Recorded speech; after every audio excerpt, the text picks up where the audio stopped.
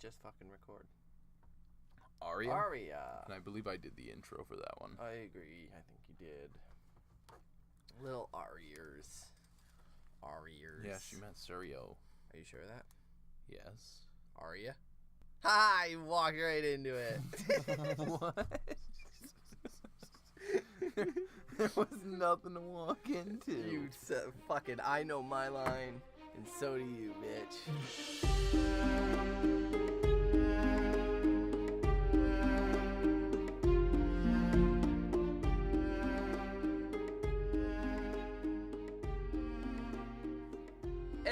Hey everybody, and welcome back to another episode of Brotherhood Without Manners, your full spoiler reread podcast of George R. R. Martin's A Song of Ice and Fire series, starting with Game of Thrones.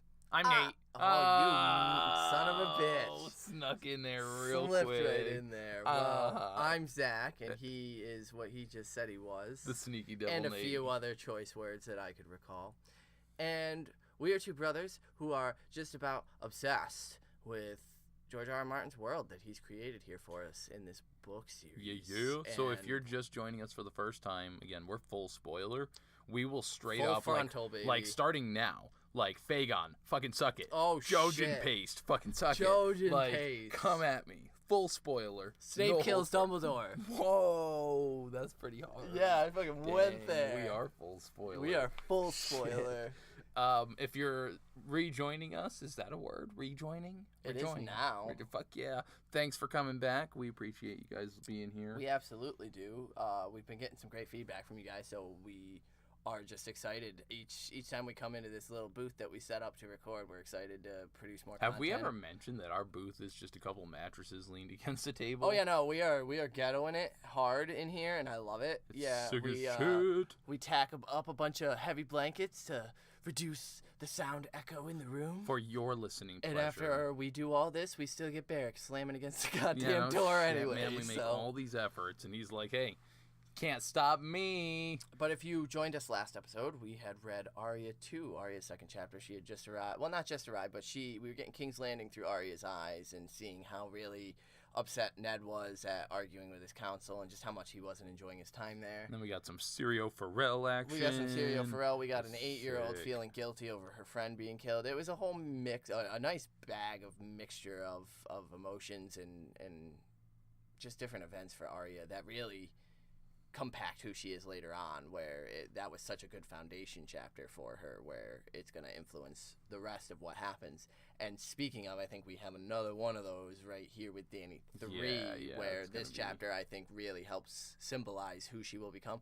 And actually, we were just talking before we started recording that that's sort of my issue with Dany, because I like the character of Daenerys. I always just call her Dany because I'm lazy and don't feel like saying the full thing, but I really like her chapters in A Game of Thrones. It's after Game of Thrones that she starts to sort of meander and like Karth is cool. The warlocks are sweet, but and then the Marinese not, where it just gets so complicated and convoluted over in Meereen is sort of where she starts to lose me. But these chapters there's just something. Yeah, like these early on ones are downright inspiring from her point of view. Like, she really finds herself and comes into her own. Yeah, and like it's the start of something. It's the start, because this the could problem be is the start of something new. I'm pretty sure that's High School Musical, and that's the only line I know. That is High School Musical, I think. Jesus.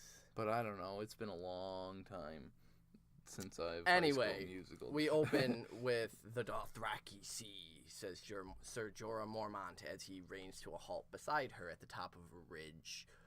And beneath them, the plain stretched out, immense and empty, a vast, flat expanse that reached to the distant horizon and beyond. It really was a sea, Dany thinks. So we're standing on the edge of this huge plain, and Dany and Jorah are sort of overlooking it. Simba, everything the light touches. It's a lot of shit. That's a lot of shit. Past here, Dany says, there are no hills, no mountains, no trees, nor cities or roads, only endless grasses, blades rippling like waves when the wind blew. And it's so green, Dany notes. And this Dany really hasn't done much traveling. She's seen cities.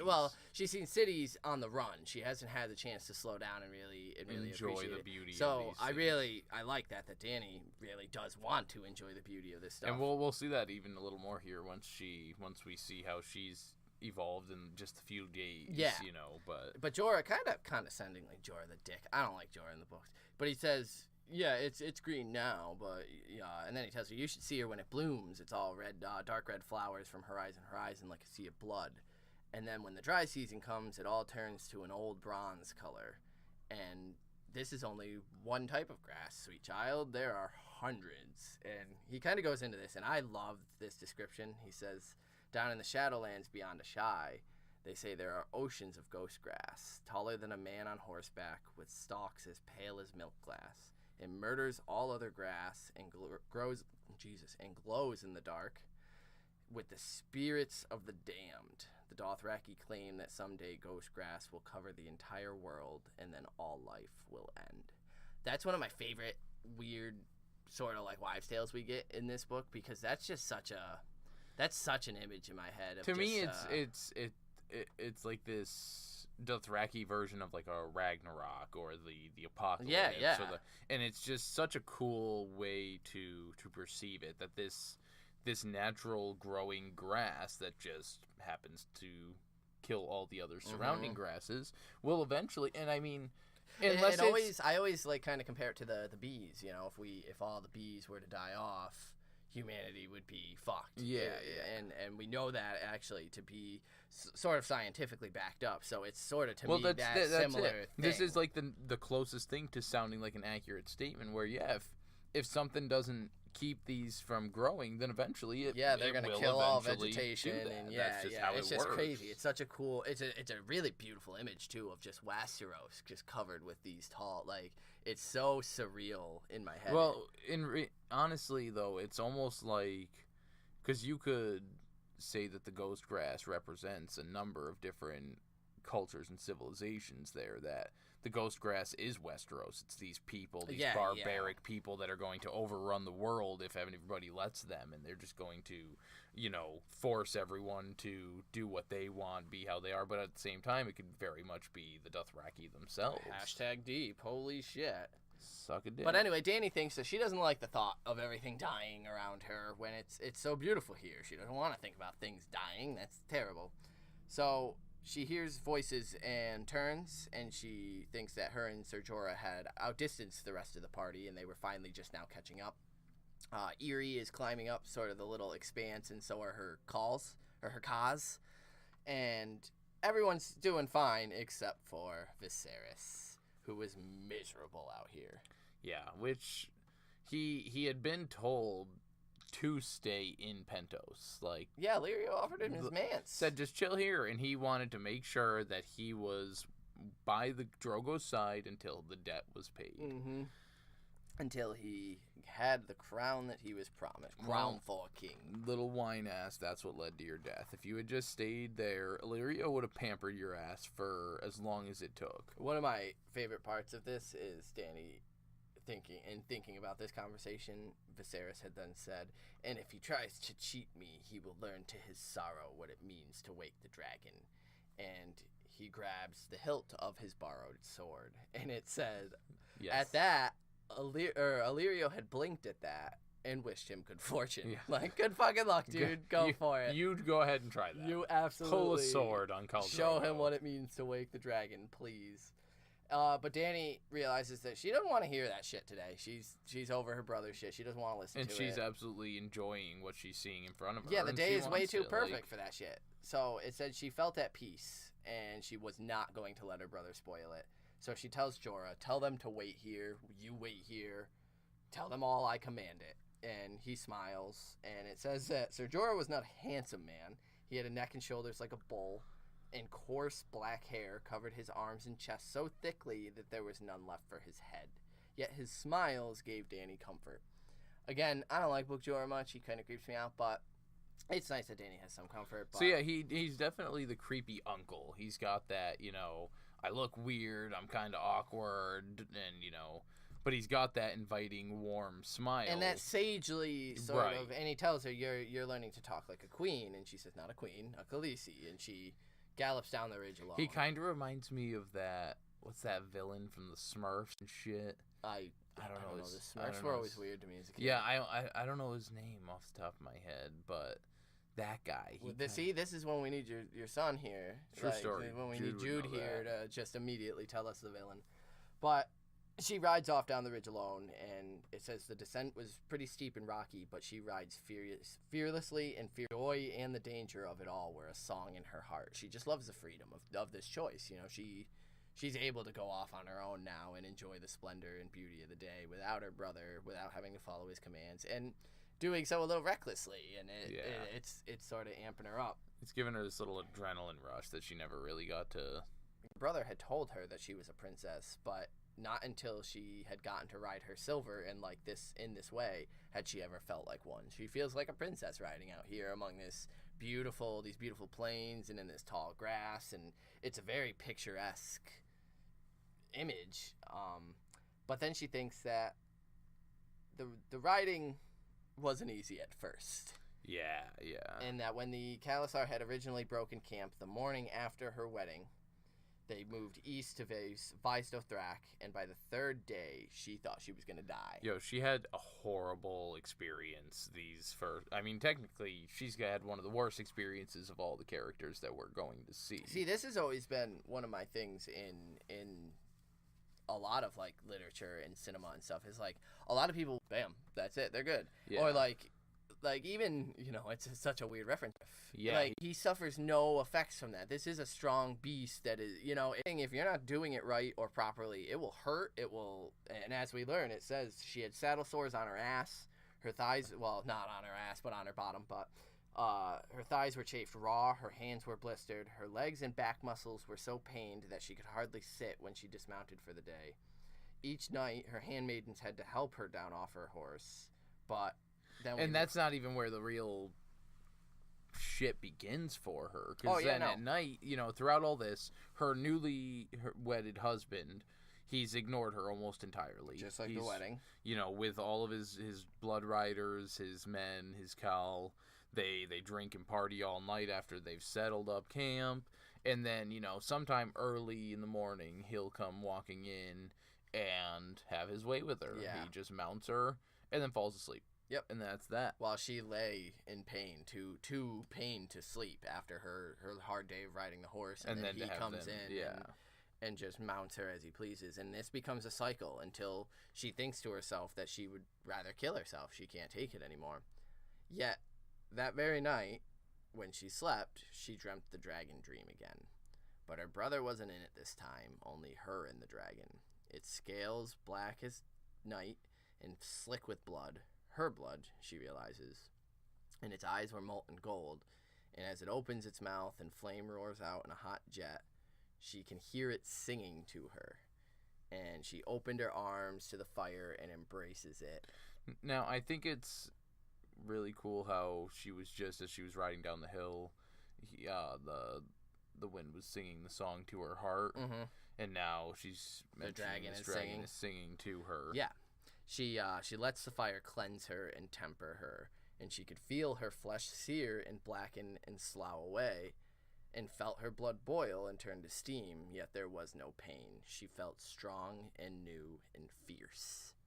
And so, holy shit, I mean, that's pretty self-explanatory. I don't really think it's much foreshadowing. She's becoming this hard. She's being reborn. Yeah, definitely. In her, I mean, and it's the most important, you know, rebirth is it's her own self-image. She's seeing it herself. Yeah. She's doing it herself. And no one's pushing her. This isn't Viserys beating her. I mean, Drogo coming and mounting her each night. She is a helpless victim in this circumstance at this point, but she's very quickly, we're seeing, sort of gaining not only the mental capacity, but just this confidence in herself where she's changing herself for the better. And it says that the next day, strangely, she did not seem to hurt as much. And even her handmaidens had noticed something different about her, where they were asking if she was ill. Like, are you sick? Yeah. And she was like, I was. Yeah. And so she's standing over the dragon eggs as she says this, and she touches the largest egg, the black and scarlet she thought, like the dragon in my dreams. And she notices that the stone feels oddly warm, and she wonders if she's still dreaming, and she pulls her hand away from it, kind of nervous, but... And then from that day on... From that hour on, it says, yeah. And each hour after It was easier than the one that came before it. She's tempered now. Yeah, her blisters are healing. Her legs grow strong. Her hands got calloused. Her soft thighs turned supple as leather. Tough and supple as leather, yeah. And so, yeah, we learned that Drogo had commanded Eerie to teach Dany how to ride in the Dothraki fashion, but it was actually her Silver, the horse, that ended up teaching her the most. It seemed like they were of one mind. They seemed to share one mood. And so, right there, I feel like that technically is Dany giving too much credit to the horse. Yeah. Like, it's her, man. Yeah, no, like, I think she's got a natural... On top of that, like, she's got, from that dream, I feel like she just has this will now inside of her to, you know, fuck this. I'm not just going to be this weak little girl who's going to cry and die and then kill I think herself. It also, though, shows her affinity for these mounts. Yes, I agree. Beasts that she will ride. And it says that the Dothraki were hard people, and they didn't name their animals. They didn't believe in it. But so she just referred to her horse as her Silver. But she had never loved anything so much. Yeah. And I think, again, this harkens back to the point I brought up in her very first chapter of it's the freedom.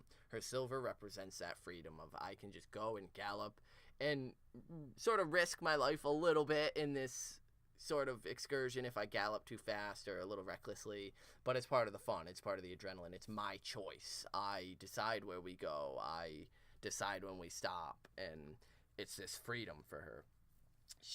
As she gets better at riding, she was able to take in more of the views as she's riding instead of focusing just on that. And they pass through the hills of Norvos, and they pass by 3 placid rivers and one crazy, raging, roaring one, and they camp beside a beautiful blue waterfall. Yeah, and so she had, because of her confidence, you know, initially most of her time was spent focusing on trying to ride, trying to be as comfortable and not as sore as riding, but once she had that dream, then she started riding at the front of the Khal. Yeah. With the Khal Drogo and his the Blood Riders yeah. and, you know, being Khaleesi. And so they also, they skirt the ruins of a vast dead city.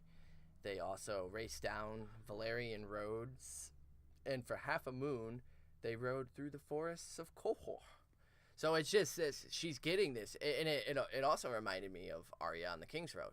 She just wants to see, like, you know, just what's going on around her. I'm pretty sure if it wasn't the Dothraki and there was less of a communication barrier and less of sort of fear on Dany's part, she'd be riding among them, swapping stories, you know, like Arya does as well. Well, I feel like her, only because was raised so shy and secluded, that it's a little more nervous for her. Yeah, definitely. I'm not saying she's weaker or anything than Arya. She's had a rougher go of it by this point, definitely. But after all of her traveling, her agony was a fading memory. Yes. It wasn't something that she's currently dragging with her. She's enjoying these new things and taking in this new life and, like, really embracing the parts that she can enjoy, because even at this point she's, you know, not as pained by Drogo's visits. Well, it's it says that she's still sore after a day riding, but it's sweet to her now. She really likes sort of that agony of a day well traveled,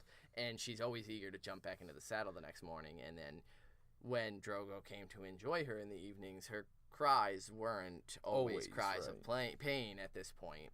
And so we come back to the current time, and at the bottom of the ridge, she's galloping away from Ser Jorah. The grasses rise up around her, tall and supple, and she's just losing herself, blessedly alone. She's reveling in this quiet, lonely, but not like a bad lonely, like this wonderful feeling of not having to worry about anything. Yeah, no, because she thinks that when she's with the Khalasar, she was never truly alone.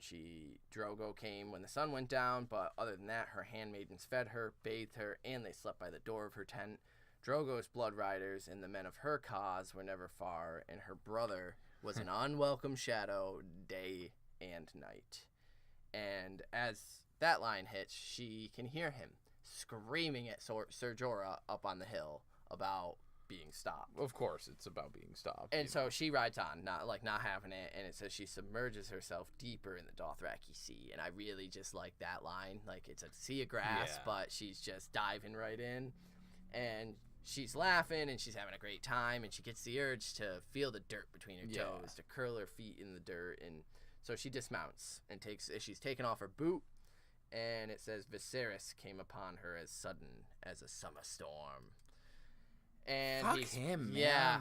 Fuck. Like, you give commands to me. Like, all she's doing, and like everybody's experienced that, where it's, I guess some people might be too uptight, but that thing where like you're just walking and you see something and you're like, yo, I'm gonna go do that. Yeah. You see the water fountain, and you're like, I'm gonna go jump in that fucking water yeah, fountain. I'm gonna Like, go put my feet in it. I don't even care. Yeah. I'm gonna. Is that a pond out on the side of the or a stream on the side of the road? I'm gonna go jump in that stream. Yeah, there's a little brook like in these woods. I'm gonna take my shoes off and walk in it. Yeah, just enjoying it. And he comes down just. Fuck, I hate that guy so much. So he vaults off his horse and stumbles as he does so, and then he gets up and he grabs her and starts shaking her and asks, "Have you forgotten who you are? Look at you! Look at you!" And she does. And she says she knows that she was bare feet with oiled hair and in Dothraki leathers and a riding vest and all sorts of stuff. She looked like she belonged here. Viserys does not, and his soiled linens and his rusty chainmail and his borrowed sword Yeah, so then fuck, man, this pervert fucking son of a bitch. He tells her, "I will not hear orders from some horse lord slut," which, like, right there, Dany should have just fucking kicked him square in the nads. But then, he reaches under her vest and grabs her breast and grabs it hard to hurt her, and thankfully she shoves him away. Yo, hard. hell yes. Like, holy fucking shit, this moment when she finally has, like, when the dragon's finally the dragon is woke, exactly. She fucking shoves him. And he can't believe it. She has never defied him in all their years growing up. He is done, and it's that typical bully, you know, when you finally push back, and the bully's like, "Oh my god, I don't have control of this situation." And rage twisted his features. He is fucking she thinks he would hurt her now. She knew, and badly. Like, he's going to hurt her. And then a whip cracks, and Viserys is taken around the throat, and it sends him flying back and sprawling in the grass. He's stunned and choking on the ground. And we see Jogo, and he's holding the whip, and Irri runs in, and so does Jorah and a bunch of her Khas. And all the Dothraki are laughing and chattering about the fact that he's just gotten... And so Jogo says something in Dothraki, and Irri translates, and he's asking if she wants him dead. And Dany says no. And the Dothraki joke that Jogo should take his ear as a sign of shame. Teach him respect. Yeah, he needs to learn respect. But Dany says that she does not want her brother harmed, so he gets freed, and he's got a line of blood running under his chin. Yeah, and Jorah is like, I warned him, Khaleesi. Like, I told him that it's Which I absolutely believe. Jorah sat there and was like, you need to chill up here. Like, you were commanded by the Khaleesi, and that's what sent him into that rage of, she commanded me. Exactly what led the Dothraki to follow him and be like, who the fuck are you to be coming at our queen? And Dany says as much. She's like, yeah, I know you warned him. I'm sure you did. And then she's watching him on the ground sobbing and red face. I love this part too. And because on top of that shoving that she did, the hitting him, like, this right here just her eyes are open now. She sees him for what he is. And that she has been better than him in every way since the day that she was born. Mm-hmm. And, like, she was never given that fucking information. Nobody's ever told her that he's this pitiful scumbag fuck. Yeah, she thinks he was a pitiful thing. He had always been a pitiful thing. Why had she never seen that before? It's this moment of realization of, like, why was I afraid of this fucking worm? My favorite part of that is there's a quote, there was a hollow place inside her where once there had been fear. Like, and it makes sense. You know, now that she sees him for what he is, there's nothing to be scared of. I when I read that too, I thought of that as her love for him as well. It was also wrapped in this fear. Oh, and sure. And so there is a hollow point in her heart where it comes to him. She is done with him. She's written it. I think at this point he could be killed, and she wouldn't really care. Like, Right. she doesn't want to give the command right now because it is still this new revelation to her. But yeah, I took it as that fear is also her love for him, and it's hollow. It's gone now when she realizes how pathetic he is. So she tells them to take his horse. He can walk at the back of the Khalasar. And that's when we find out that to the Dothraki, the man who does not ride was no man at all, the lowest of the low, without honor or pride. And Dany knows this and says, let everyone see him as he is. And Viserys loses his shit here. Yeah.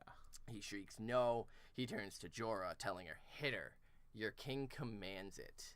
Kill these Dothraki dogs and teach her. Hit her. Like, that's his first. Like, go hit her. Jesus Christ. Like, you fucking... So, Jorah looks between the two, and then he shall walk Khaleesi. Like, he ain't having Viserys' Yeah, shit. that's 100% Jorah just realizing, I'm gonna die if I if I go up and dumbass. strike her, I won't get to her. Like, and so Viserys is sitting in the dirt, defeated, obviously, as they ride away, and Jorah's leading his horse, and she starts to get concerned about it, and asks, will he find his way back to the Khalasar if he just is stubborn and sits there? And Jorah says, even an idiot like your brother, the Khalasar is huge, it's not hard to find. And he says that it's hard to drown in the Dothraki sea, child. Which, to me, in this moment, he's telling Dany that, like, yeah, he'll have no trouble. But it's also kind of ominous, and it's Dany's last chapter in Dance. Like, she's wandering kind of helplessly throughout the Dothraki sea, and she gets swept up in this Khalasar. Yeah. Like, you will be found by a Khalasar, Well, and that's what one it way says or another. there too. That regardless, and she thinks about it. The Dothraki do always have, like, as big as they are, they know how to move the way they do. Yeah, and they've got scouts out in front. They've got scouts in the back. There's, they've to keep all their people safe, so they're aware of how to traverse the land without getting killed. Yeah, she thinks that these plains were part of them and of her now, as she's sort of becoming one with it. And then she thinks back on hitting her brother, and she's kind of scared, and she says, I woke the dragon, didn't I? And Jorah snorts and goes, can you wake the dead girl? And he says, no, your brother Rhaegar was the last dragon. I think he that's died at the Trident. So, fuck, that line there. Can you raise the dead girl? And then to immediately follow up with Rhaegar. Because I know there's a lot of people that think Rhaegar is cold hands. Some people. It's not Garrett, that's for sure. Some people. Fuck you. Absolutely. That's one of my theories. I don't know if we've actually stated that yet before. I do happen to believe that Rhaegar Targaryen could be cold hands. I think Rhaegar might still be alive. And it sort of follows into the theory that if you believe he was glamored at the Battle of the Trident with all the rubies on his armor, which I really just like the idea of that it wasn't who we thought it is. I know there's some evidence to disprove it, as Ned sees his body floating in the river at the Trident, and we actually do get the image of his body just kind of floating in the shallows, but I think there's a chance that Rhaegar could be cold hands. But yeah, so I just think that line's kind of interesting. Can you wake the dead girl? And then your brother was the last dragon. We are the horn that wakes the sleepers. I don't know. Anyway, he tells her that Viserys is less than the shadow of a snake. And his blunt response sort of startles her, and she asks him, but you swore him your sword. And he says, I did. And if your brother is the shadow of a snake, what does that make his servants? Now, his voice is bitter here. I think that this is clever George stuff here as well. Oh, because, yeah. A snake in the grass is commonly used as somebody who's an informant. Yeah. And if he's willing to swear his sword to that, what's worse than a snake is, Well, that's it. It's sort of his own, I don't even know if it's guilt, but just he's being a snake to you right now. Like, he's informing on you, Dany. And, like, so, yeah, he swore his sword to your brother. Like, what kind of man is Jorah? And it's just interesting. He's saying that right to her, but Jorah stops his horse and asks her, truth now, do you want to see your brother on the throne? And she says that he wouldn't make a very good king, would he? And Jorah says, there have been worse, but not many. Viserys would make a shit king. And Dany continues saying, but the The common folk. The common people. They sew the dragon banners, Illyrio told us, and they're praying for Viserys to return to set them free. And Jorah lays some hard wisdom on her. And, like, this is some truth that I think she finally needed to hear. Oh, definitely. The common folk don't give a shit about you. Yeah. They don't care which son of a bitch rules. And he starts it off with, they don't care that the High Lords play their Game of Thrones. Yeah, no. They just want to live. The common people peace. pray for rain, healthy children, and a summer that never ends. They don't give a fuck about who sits the throne unless it directly involves them. And then Jorah shrugged and said, usually it does, unfortunately. And so that's just an interesting... Yeah, Dany still kind of believed that people are holding out hope for this Targaryen rebellion. And, I mean, it's an interesting thing because... with fake Aegon in Dance, we do... Well, I call him fake Aegon. I don't, he might actually be Aegon.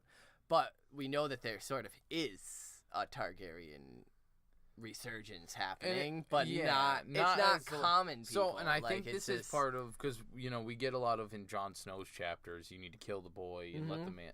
I feel like this shows, and maybe it's George, making that statement that women mature sooner than men, that she's killing the girl. Oh, yeah. And giving birth to the woman here, like, because she's learning this cold, hard truth. She treated Viserys the way she did, pushing him. She's learning about herself here. She's admitting things to herself for the first time. That her brother is pathetic, that she doesn't want him to sit She's accepting truths that she's known, but she was too childish to want to overcome and see. And so the more she thinks on what Jorah says, the more sense that absolutely makes. Why would these people give a shit about them, really?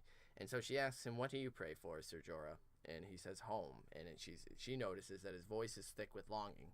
That is a true statement. I believe Jorah wants to go home. So, again, I feel like if you couple this with his snake line before to her, it's just a very subtle, like, he's telling her without her knowing what he's doing. That he's like, everything I'm doing is to go home. And if that means I have to be a snake to you, then if I have to serve this shadow of a snake, yeah.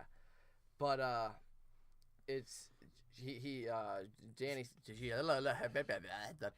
Dany also says that she prays for home as well. And Jorah laughs and says, look around you then, Khaleesi. And Dany does, but it isn't the plains that she sees then. It was King's Landing and the Red Keep that Aegon the Conqueror built, and Dragonstone where she was born. And in her mind's eye, they're all filled with flickering light, and in her mind's eye, all the doors are red. Now, home. A lot of people read heavy into the red door stuff. To me, I'm starting to think that it's just Martin's way of having a metaphor for home for Dany. And that's it. Like, it's not this convoluted mystery. Well, I mean, like, and I've always wondered this with people that are and I don't think it's a bad point, but like people like to debate like where the red door is and all that. And even if that is, we've been lied to about that and it's not in Bravos or Pentos or wherever we were told it might be, I still don't see a scene where Dany gets to this red door and walks through and everything is good or there's a major revelation for her. It's a home. It's a symbol of where she wants to. And yeah, she's applying it to Westeros. I feel like this is the best representation to show us that it doesn't matter whether that initial one was in Pentos or Dorne or Bravos or wherever. She wants it to be. It's saying here that in her mind's eye, all the doors were red. Mm-hmm. So wherever she is, that's her home. Yeah. Regardless of where she ends up, she just wants a home, not a specific spot. And so, as long as she can get herself where she's established and comfortable and not having to run like she has her whole life, that's where the red door. I'll solve this whole red door thing. The only reason the door is red is because Dany's viewing it as a child, and it's actually a brothel, and there's a red light shining down on the door, so she always sees it as red. But it's actually not a red door, it's just a regular door in a brothel district somewhere, and she's seeing the red lantern outside, the light reflecting off the door, and it's not actually a red door. Dany's a whore! Dang, yo. Done. Moving on. That was pretty savage. Dany, I don't think you're a whore. I actually highly enjoy your character, but... Yeah, I'm kind of over the red door. I think it just symbolizes home for Dany. But write us in if you have a different opinion or if you have more evidence, because I'm always down to be proven wrong. But it happens a lot. He's used to it. Not from you. And she says that my brother will never take the same 7 kingdoms. Dany, I feel you. Mine won't either. He's useless. And it says that she had the older one, not me. You're both older to me. Well, you're the young. The older one. Yep, you got that right. God damn it. She said she had known it all her life, but she had just never said it out loud. Never really acknowledged this thought that he would never actually do what he said he was going to do. But man, she has some great evidence, and she voices it over to Jorah. You know, just all the shit that he's not good at. And I love it. She says he could not lead an army, even if my husband gave him one. He will never take us home.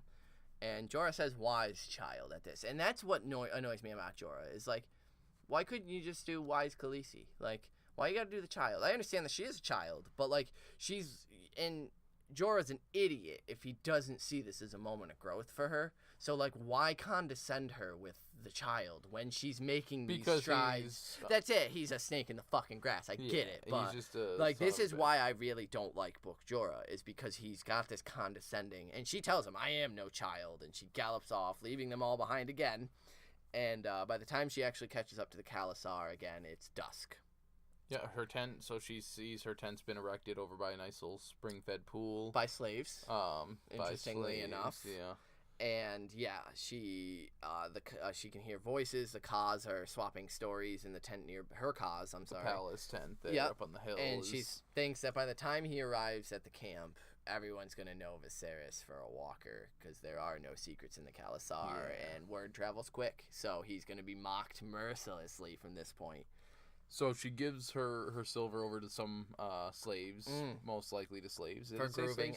For grooming purposes, clean it up. And enters the tent.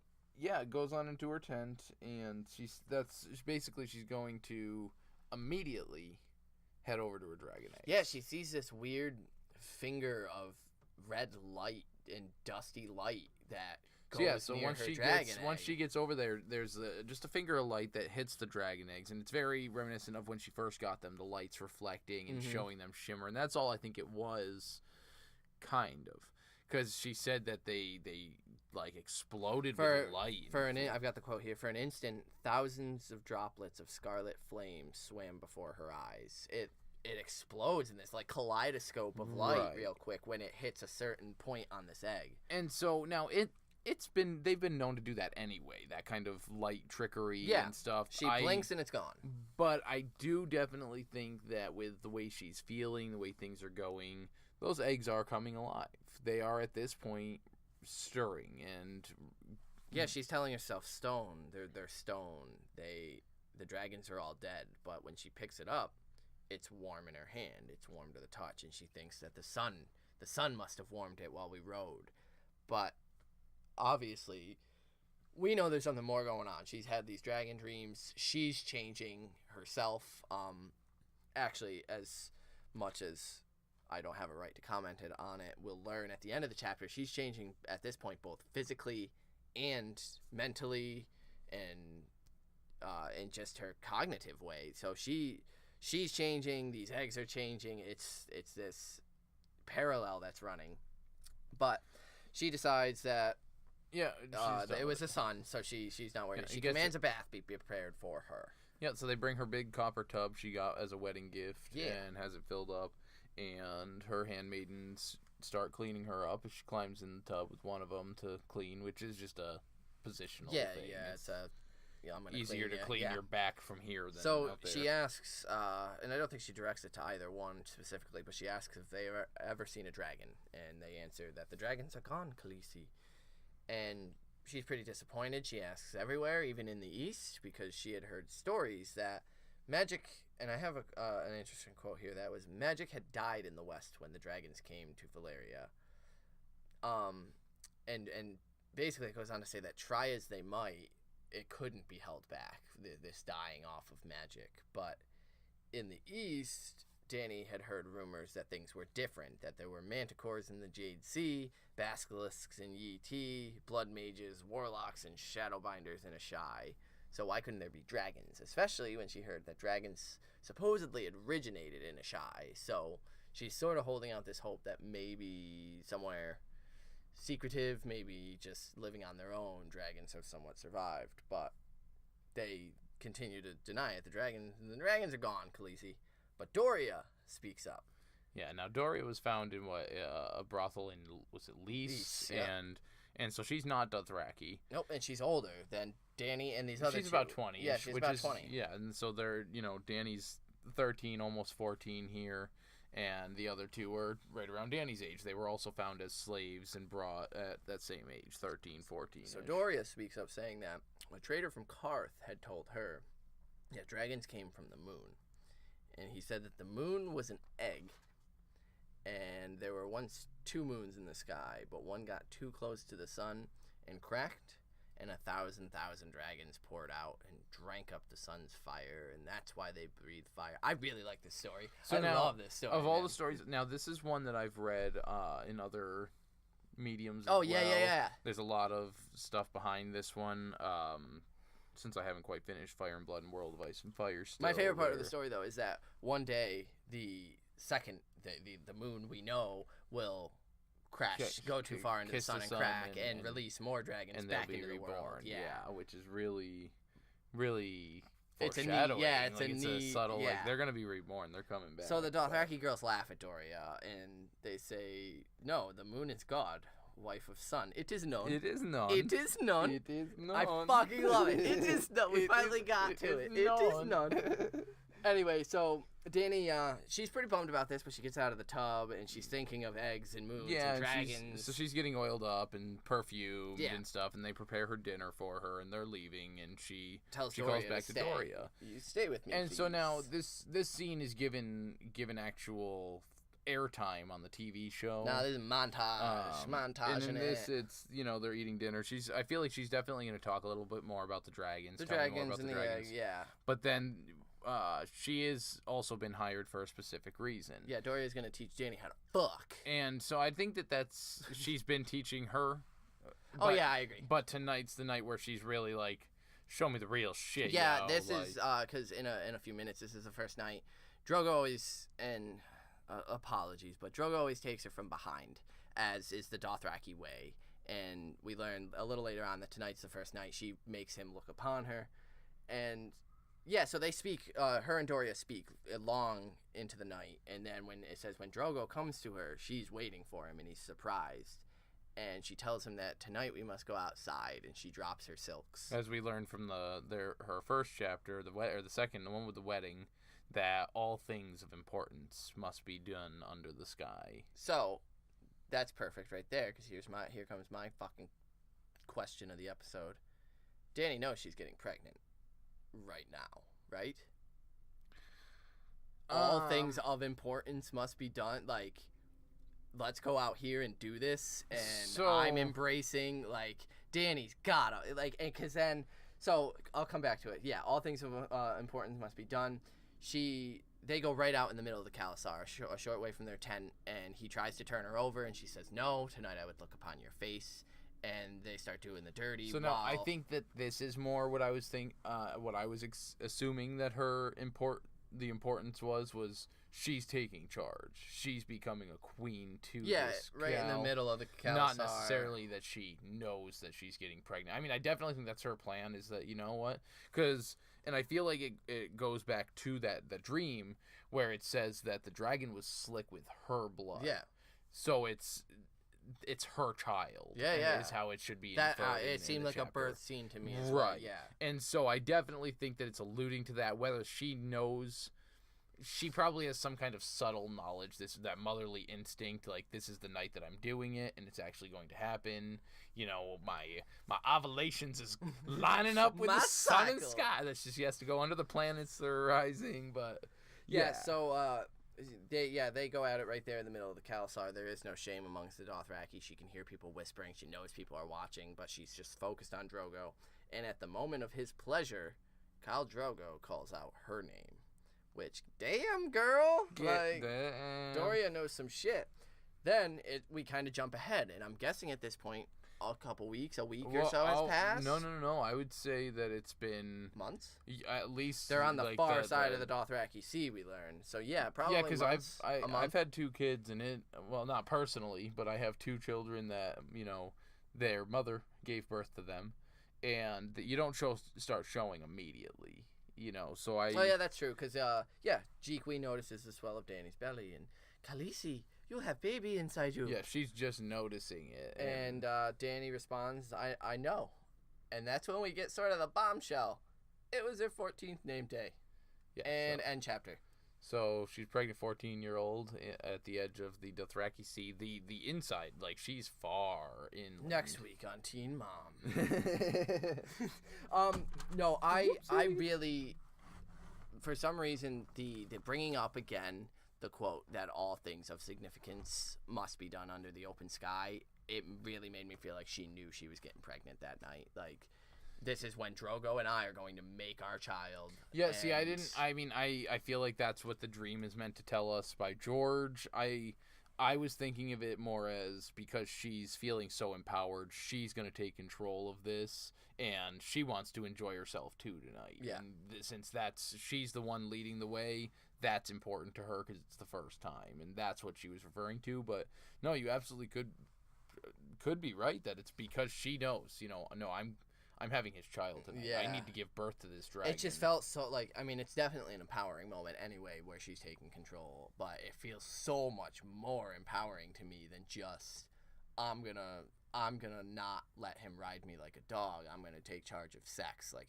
to me, it's like, I'm ready to carry this man's child. Like, I'm ready to embrace what being a Khaleesi is, even though she's 14 and, like, really she probably isn't as far as development ready for that stuff. But so we gotta also remember that in this world, you know, a 13, 14-year-old child is very much equivalent, again, to very limited here, but it is almost equivalent to being a 17, 18-year-old as far person. as, like, being raised in expectations. Once you hit maidenhood, you know, once you do hit the point where you once puberty kicks in, it's fair game. Yeah, that's it. You are an adult now. Yeah. And, you know, obviously that's not how it works today, but, you know, so she definitely has reached this womanhood, is what I think is supposed to be said here. She's 14, she's a woman now. Yeah. So you got an inductee? Yeah, I can't give it to anyone but Dany this one. Oh, hell yeah. I mean, I'd like to give it to, you know, Joko or, you know, Koro for his, you know, take an ear, teach him respect. Oh, yeah. But Dany's just so fucking awesome in this she chapter. kills it, yeah. Mine is different. I'm giving mine to the trader from Karth who tells badass stories and just spreads that kind of stuff, because that's what I think really, and I brought it up with the Ghostgrass. Those type of stories are what really pulls me into this world. Like, yeah, no, they're not fucking true, and we know that. I mean, the Ghostgrass maybe, who knows? But the moon is an egg thing, probably not. But it's just fun because some people believe it, like Doria. I don't think she buys it 100%, but I think she's contributing it's a tale fun folklore that like it really engrosses me in this world. So I love just those sort of different stories. So if we got a trader in the Brotherhood who can tell sweet stories, hell yeah, I'm game. Yeah, and like I said, she really is finding herself in this chapter. This is by far my favorite Dany chapter so far, just because of, you know. She shoved fucking Viserys like, fuck and you, made Viserys. Him walk. Thank God it's so good to see her just shame. Yeah, exactly. Put him in his fucking place. She should have done it like she in the show she does to the merchant who tries to kill him where he was naked. Yeah, and, bound. Should have done that to him. But I digress. Anyway, those are our inductees. Write us in, please, and let us know yours. Yeah. So if you're following along with our show series, episode 5 just aired yesterday. Oh shit! How was it? I don't know. We haven't seen it yet. They can't answer me. Oh, yeah, they can't. Shit. Because we're recording this in the past. But wait for the 16th, this Thursday, and we will release our show episode, and we can let you know what we thought. Right. Anyway, next week, as far as book episode, we are going to be reading Brandon 4. Brand 4. That should be pretty exciting because Bran has just woken up, last we knew, from his interesting fall dream. Right. And spreading his wings. Fly or die! So there's going to be some cool shit happening there. So yeah, please write us in. Let us know your inductees either for Dany or for Bran ahead of time, and we'll read them out on the show. But as always, if you want to reach us on the Twitter webs. Yep, very active at Twitter, at Manners Without. We have our Facebook.com/Brotherhood Podcast, Instagram, at Brotherhood Without. We are on iTunes, Spotify, all that stuff. Make sure you leave us a review on iTunes. Subscribe. Do some of them star things. Those are super helpful. You will become Moon of My Life if you leave us a review on iTunes. And that's a pretty fucking significant title, can I tell you? Moon of your life? Yeah. So you're the man? Possibly. What if it's another man? That's all right. They can be my sun and stars. Okay, good. Yeah, I'm just checking. Yeah, no, just it's all making good. Just leave us a review, yo. We also should, by this point, have our Patreon episode up, our Mercy chapter. Go give it a listen if you're interested in the sample chapters. Yeah, I had a lot of fun reading it and taking notes for it and researching stuff. So, yeah, if that interests you, go check out our Patreon. It's patreon.com/withoutmanners. Because we are, for the most part, without manners. I mean, sort of. I mean, we're, pretty much. But, like, the savagery will increase as the books do. Yeah, as they get more into it. The books are pretty calm right now. I mean, we drop it's not false advertising, people. It's just... Yeah, we don't want to scare you off. Stop yelling at me. Shut up. Okay. But anyway, thanks for being here, guys. We will catch you on the next episode. Valo de Jerez. Peace. Fucking interrupt me. I started that trend.